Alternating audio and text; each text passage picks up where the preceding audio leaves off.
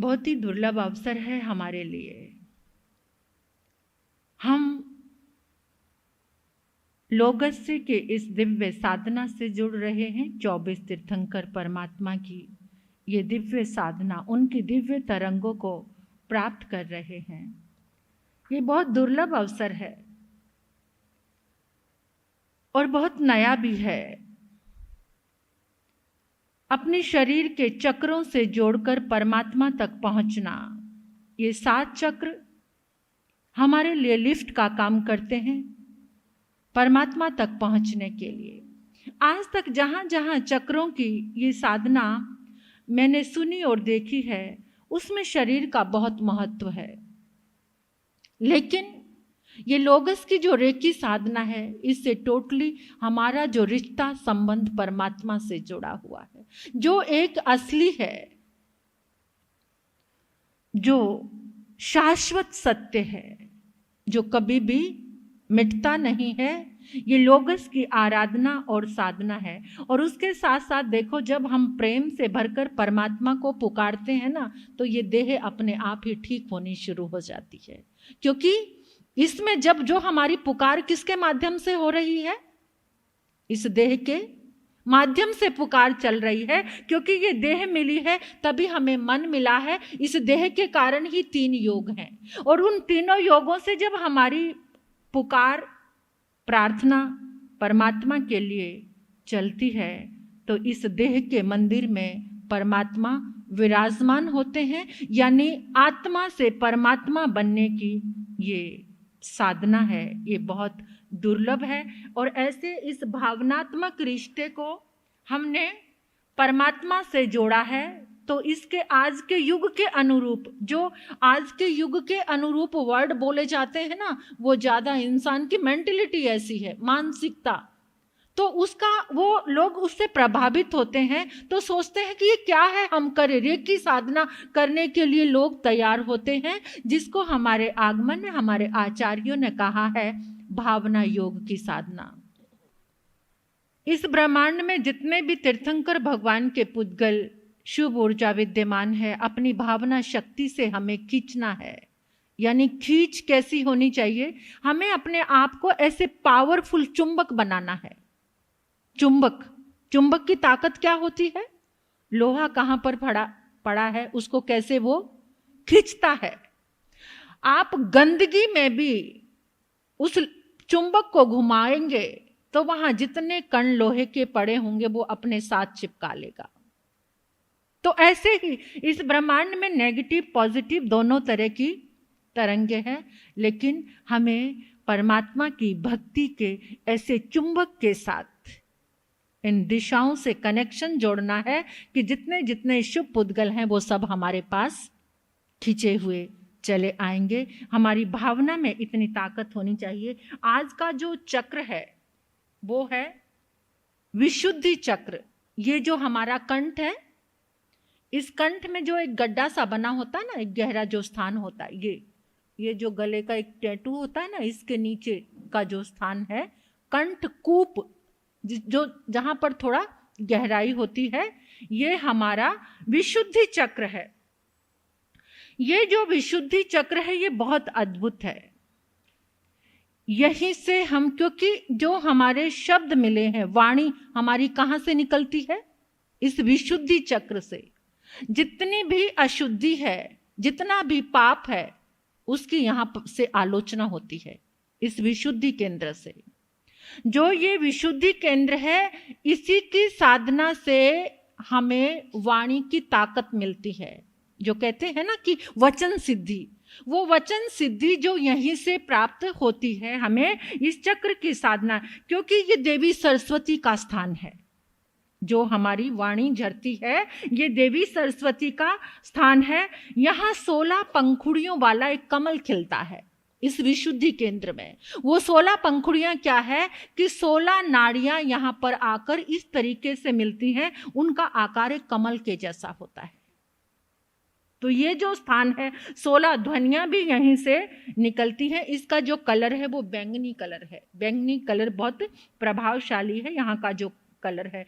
और यहाँ पर जैसे हम जो आज 5वें तीर्थंकर भगवान का यहाँ मंत्र जाप कराएंगे, उसमें उस मंत्र जाप वो कितना सर्वश्रेष्ठ और पावरफुल है। वैसे इस चक्र का एक और मंत्र है, हम भी बोलते हैं, हंग भी बोलते हैं। तो वो जो उसकी ऊर्जा यहीं तक स्थिर रहती है। इस चक्र के जागरण से संगीत कला में निखार आता। गायन, जैसे किसी को गाना भी नहीं आता ना, तब भी गाते रहना चाहिए, उससे ये जो चक्र है हमारा ऊर्जावान बनता है।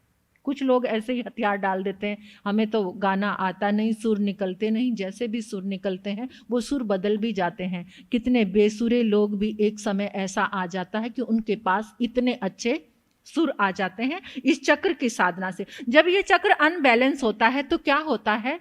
थायराइड।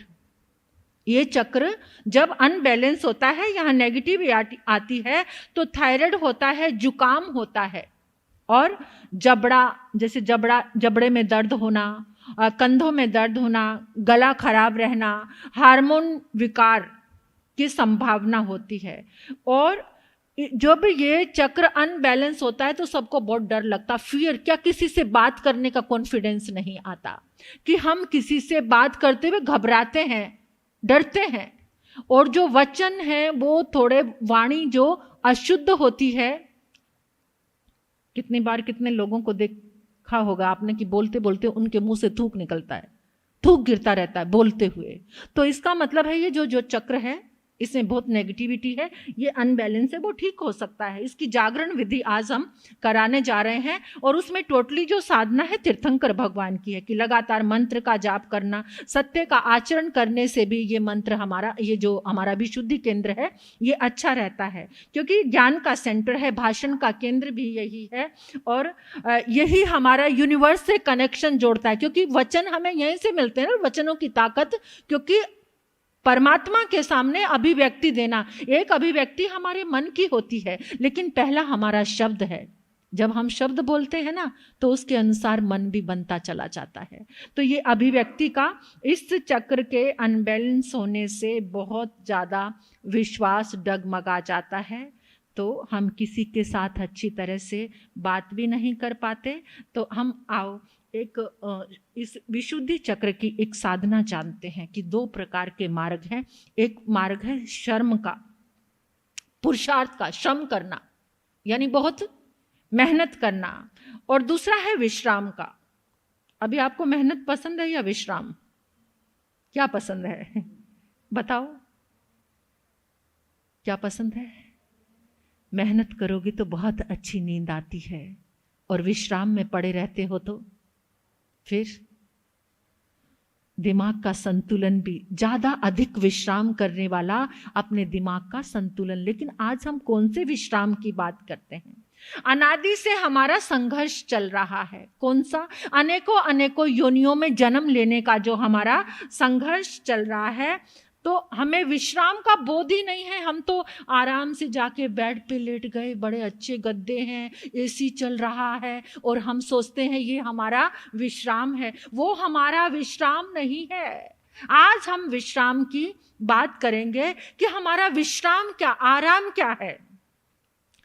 भगवान ने, बुद्ध ने ज्ञान प्राप्त करने के लिए बहुत प्रयास किए थे, बहुत मेहनत की थी, लेकिन उन्हें ज्ञान प्राप्त नहीं हुआ था। बहुत मेहनत की, तप भी किया, जागरण भी किया, रात रात भर जागे, इधर उधर घूमते डोलते भी रहे, जहां जिसने बताया वहां वहां वो बहुत घूमे, लेकिन उनको ज्ञान प्राप्त नहीं। एक रात वो खूब थक गए, इतना थक गए, निराश हो गए, और जब वो लेटे तो एकदम उन्होंने मन में सोच लिया लेटे लेटे कि अब कुछ नहीं करना, इतनी मैंने मेहनत कर ली, निराशा इतनी ज्यादा आ गई कि जब ज्ञान होना होगा हो जाएगा, अब मुझे कुछ भी नहीं करना। तो बहुत साधना हो चुकी थी, बहुत तपस्या हो चुकी थी, सब कुछ वो कर चुके थे। तो उस रात जब वो लेटे सोए, नींद आ गई, और उस नींद में वो शिथिल हो गए, रिलैक्स हो गए, खाली हो गए, बिल्कुल खाली, इतने खाली हो गए कि जब जागरण हुआ तो वो सच्चा जागरण था। वो नींद भी अंतिम थी और वो जागरण भी अंतिम था। वह जागरण ऐसा अंतिम था कि जब नींद हो, मूर्छा हो, तो तब जागरण का कोई मतलब ही नहीं है, कोई मतलब ही नहीं है। और जब ना नींद हो और ना थकान हो, तभी जागरण का कोई मतलब नहीं, क्योंकि अपने आप ही जागा हुआ है। ना नींद है ना थकान है, थकान के कारण नींद लेने की जरूरत पड़ती। बस ऐसी स्थिति आ गई थी कि उनके पास ना थकान थी और ना नींद थी, वो जागरण था संबोधि का। अब क्या सोना, जब प्रयास ही नहीं, श्रम ही नहीं, तो थकना भी क्या है। जहाँ तो जागरण हुआ, जागरण में ज्ञान था, संबोधि थी, फिर उसके बाद जो उनको अपने अस्तित्व का बोध हो गया था, उसके बाद ऐसी संबोधि की प्राप्ति हुई। लेकिन ये कब होता है?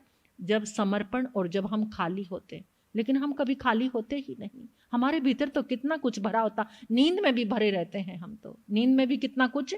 तो वो समर्पण, तो निर्दोष जब समर्पण चलता है तो वो समर्पण से एक स्तुति निकलती है, उस स्तुति को से मुक्ति मिलती है। बालंग विहाय जल संस्थित मिंदु बिम मन्य क इच्छति जन सहसा गरितुम। तब ऐसा समर्पण, तो उस समय वो परमात्मा से कहता कि प्रभु ना मुझे गाना आता है ना बजाना आता है, मुझे कुछ भी नहीं आता, ना आपको रिझाना आता है, ये कोई रीत मुझे नहीं आती, लेकिन एक रीत मुझे आती है कि आप मेरे मीत हो, मेरी आपसे प्रीत है। आप मेरे मीत हो, मेरी आपसे प्रीत है। ये समर्पण बालक के जैसा होता है। और जब बालक के जैसा समर्पण हो जाएगा, एक सभागृह में सब लोग प्रार्थना कर रहे थे, वहाँ एक छोटा बच्चा भी था, सब ने देखा, सबकी आंखें बंद हैं, सब कुछ ना कुछ गा रहे हैं। उस बच्चे ने सोचा कि मुझे तो कुछ आता नहीं, सिर्फ उसने नर्सरी क्लास में यही सीखा था ABCD। तो वो क्या करने लगा, बच्चे ने भी हाथ जोड़ लिए, आंखें बंद कर ली, और वो भी उन लोगों के गायन के साथ गा रहा है ABCDEF, जो उसने सीखा था अल्फाबेट, वो गाने लगा। सब लोगों की औपचारिक प्रार्थनाएं पूरी हो गई, सबने आंख खोली, लेकिन वो बच्चा अनौपचारिक फिर भी गाता चला जा रहा है। यहां कहने का मतलब ये है, सब लोगों ने उसको हिलाया, हिलाकर उसको बोला कि तुम क्या गा रहे थे, तुम्हें कोई प्रार्थना आती है? कहते हाँ आती है ना। कहते कौन सी? ABCD। जैसे ही बुलाई, पूरी सभा ताली बजा के ठहाका मार के हंसने लगी, क्योंकि सब औपचारिक प्रार्थना कर रहे थे और वहां चल रही थी अनौपचारिक प्रार्थना। और उस प्रार्थना में उसने प्रभु को पा लिया था, उसका तार जुड़ गया था उन बंद आंखों से। बंद आंखों से परमात्मा दिखते हैं और खुली आंखों से संसार दिखता है। लेकिन कुछ योगी ऐसे भी होते हैं कि खुली आंखों से भी हर जगह परमात्मा को ही देखते रहते हैं। तो आज की हमारी जो ये साधना है, ये ऐसी है कि आज हम पूर्णतः से परमात्मा से समर्पण करके आज हमें खाली होना है। जितना हम कंठ तक आज भरे हुए हैं, ये हमें खाली होना है। और खाली होने के लिए परमात्मा 2 गुणों से युक्त है। वो 2 गुण हमारे भीतर आज प्रवेश करेंगे। क्या? कि हे प्रभु, तू विहुयरमला है, विहुयरमला, विहुयरमला, जो हमेशा रज से, मैल से, द्वेष से मुक्त हो गए हैं, और जो पहिन जरमरना, जन्म, जरा, मरण, बुढ़ापे से जो बिल्कुल अलग हो चुके हैं। तो वो 2 गुण आज हमें भी प्राप्त करने हैं